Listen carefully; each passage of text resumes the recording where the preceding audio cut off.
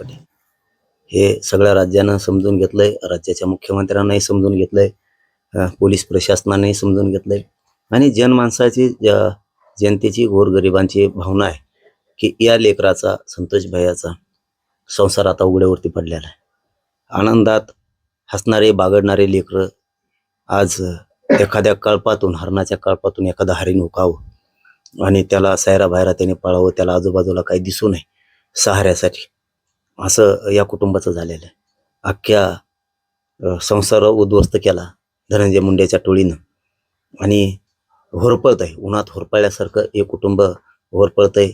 पाण्याच्या बाहेर मासा टाकावा अशी नुसती तरफड तगमग तगमग तरफड मरफड यांची सुरू आहे न्यायासाठीची. शेवटी धनंजय मुंडेच्या टोळीनं जे करायला नको होतं ते केलेलं आहे आणि ही हाय आणि तळतळाट खूप या टोळीला लागणार आहे.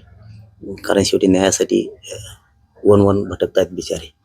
धनंजय देशमुख हे भावाच्या न्यायासाठी आज सारखी त्यांचे पायपीट चालू आहे, वन भटकणं चालू आहे. आता शेवटी न्याय हाच त्यांचा आधार आहे आयुष्याचा. भाऊ तर नाही राहिला, मग आता न्याय हाच त्यांचा शेवटचा आधार आहे.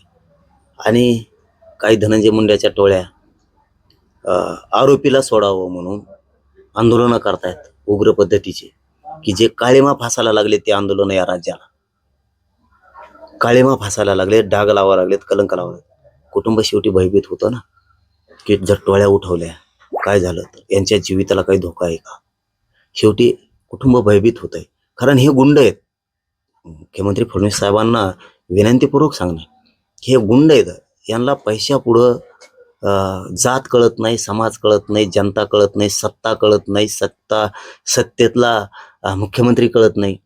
यांना माणुसकी काय आहे ना ही माहीतच नाही.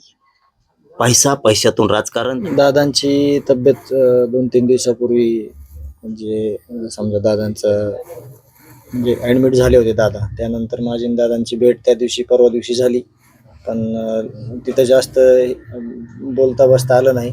दादा निघून आले इकडं, म्हणून मला सहज वाटलं की दादांची भेट घ्यावी आणि ज्या वेळेस वाटतं दादांची भेट घ्यावी त्यावेळेस आम्ही येतो भेटायला दादांना. न्यायालयीन समितीची स्थापना करण्यात आली आहे आणि या सगळ्या जो तपास सुरू आहे त्याकडे तुम्ही कसं बघता?